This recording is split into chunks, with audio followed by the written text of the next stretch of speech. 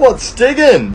I've got Ebony's MacBook Air here that's not booking. Getting a light on the charge is a good thing, but no comprende. With those ones unscrewed from the bottom cover, we can pop it off so we can have a bit of a swizz and see what's going on. Nothing along here jumping out straight away.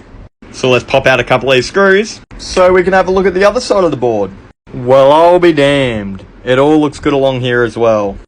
I'm going to give her a bit of a clean, and while I'm cleaning it, I'll look through my scope to make sure I didn't miss anything. And wouldn't you know it, that is a cracked capacitor.